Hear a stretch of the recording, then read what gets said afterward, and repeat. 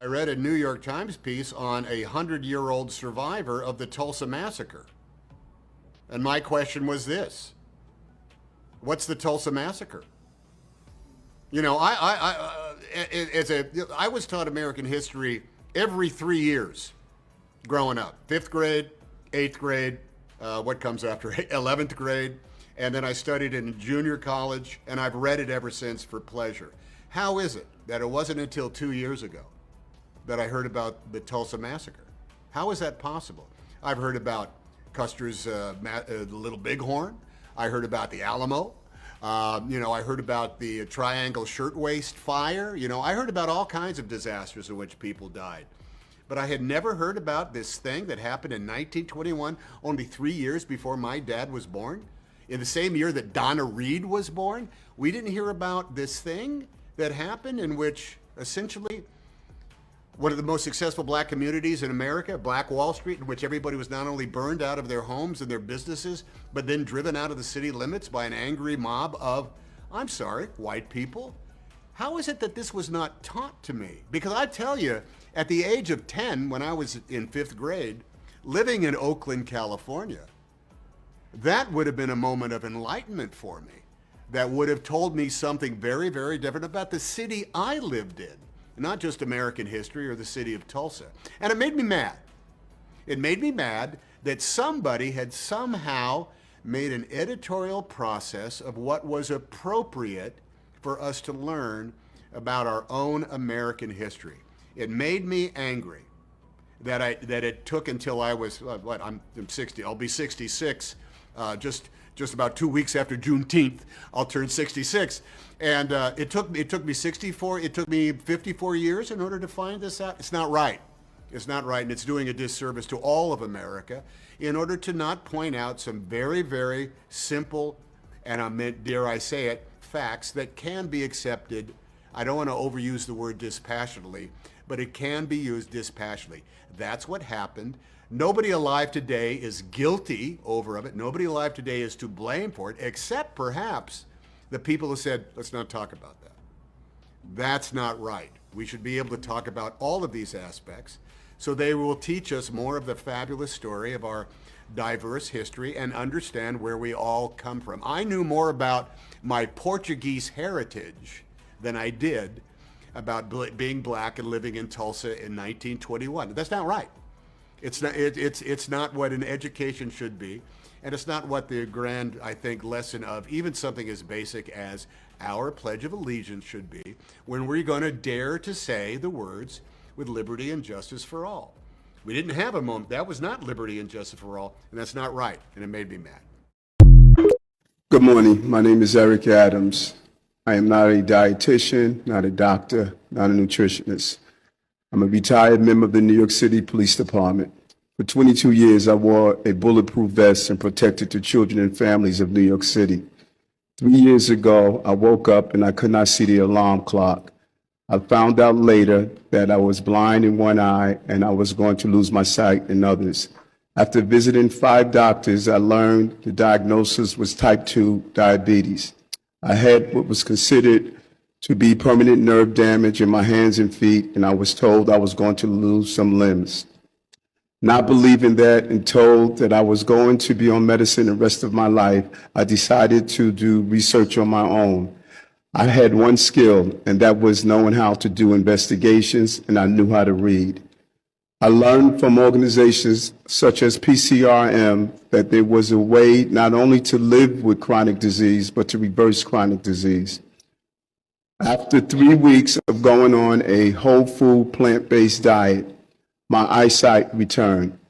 3 months after, my A1C went from a 17 to a 5.7. The nerve damage in my hands and feet went away. No medicine, no insulin, only food. My mother pursued and followed the same whole food, plant-based diet that I embraced. 80 years old, 2 months on it, 15 years diabetic, 7 years on insulin. Mother is now off her insulin and has reversed her diabetes as well. She was taking 9 medicines during that time, and she's now off those 9 medicines. The real drug dealers are not those who are wearing baggy blue jeans on our corners. I've learned they're the pharmaceutical companies that have our parents addicted to drugs. Each time I try to reverse this condition, I'm told about the guidelines that you give. I represent 2.6 million people. New York City has followed me, and now we no longer serve processed meat in our schools. We have a program at Bellevue Hospital where 600 people have signed up for and started the process of reversing their condition. It has never been my DNA. It was my dinner. It's time to heal and not live with disease, but reverse disease. When European anthropologists started running through Africa and started describing what they saw, their urge was to say, everyone in Africa is this thing, and they have dark skin, woolly hair, and that is a thing. And they called it a race, and they called it the Negroes, okay? And this is our attempt to classify into few categories something that might actually, in real life, be on a spectrum. We know that the human species began in Africa. And everybody who populates everywhere else in the world came out of Africa to do that. What that tells you is that the genetic diversity within Africa as the origin of our species is greater than it is between any other two people anywhere else in the world. But because the anthropologists were not thinking genetic diversity, they're thinking skin color.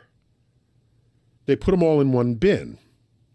But if you have the most genetic diversity, then in practically every way humans vary, you would find the extreme of that in the African continent. Where would you find the tallest people in the world? Watusi tribe of Africa. How about the shortest people in the world? Pygmies. The Pygmies. Not even that far away. Right. Geographically. They have the same skin color, so the Europeans said these are one group of people, one race. Where might you find the slowest people in the world? Well, no one looks for them. Where would you find, there's no races to find the slowest people. How about the fastest people? Africa. Okay? People of African descent have dominated the long distance as well as the sprint, two completely different physical abilities. Oh, but they're all dark-skinned people. They're all Negroes. Okay? Where would you likely find the dumbest person in the world? Africa. How about the smartest person in the world? Africa. How about the Egyptians? The From Europeans Africa. did not look for people smarter than they were. Okay? And to this day, where they find evidence where that might have been the case, you have people saying aliens did it. Egypt is, of course, in Africa. Yeah. A brilliant civilization. Oh my gosh. While Europeans were still either disemboweling heretics or whatever the hell they were doing, I was even before that, thousands of years ago. So my point is, if you don't look for it and you don't find it and you're going to create a map of humans of the world, you're going to put yourself at the top.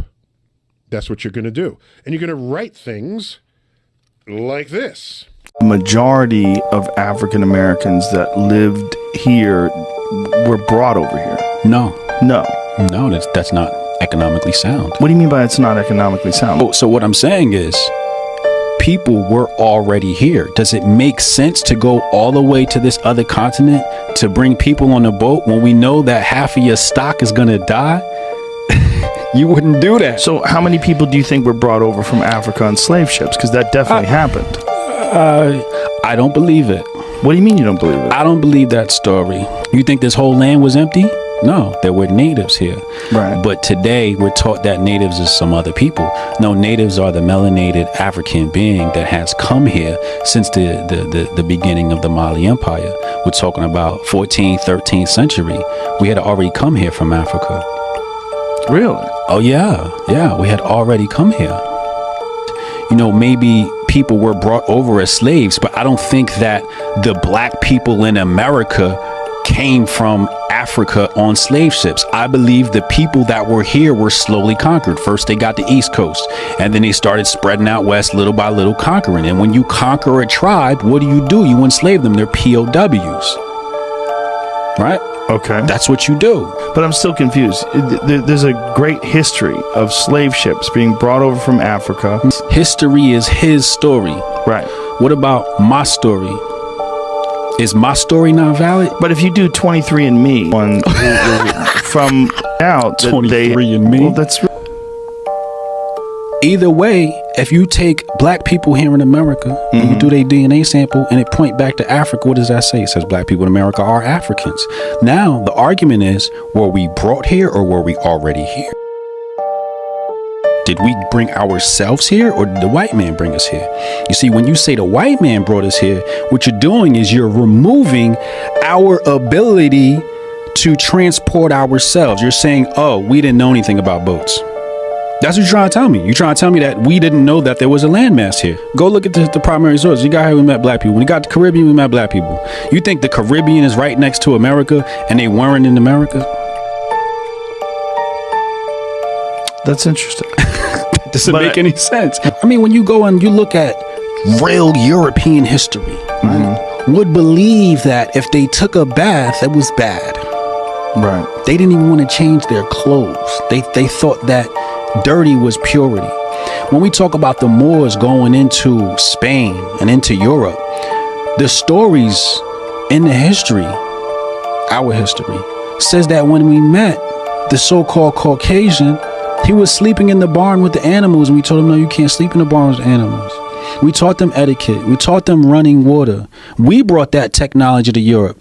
Now, if we brought the technology to Europe that saved Europe from the Black Plague, you mean to tell me that if we saved the white race, that we weren't already in America already? When we brought the technology? When Rome was dependent on Africa for food? Remember when the Black Plague hit Rome? The cause was one of the officials was stealing the grain that was coming from Africa. So there was famine, hit Rome. If your source of sustenance is from Africa, how are you superior?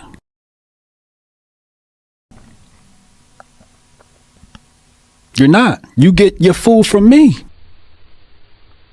So if you get your food from me, who's more likely to travel this globe? Me, I'm the source of food.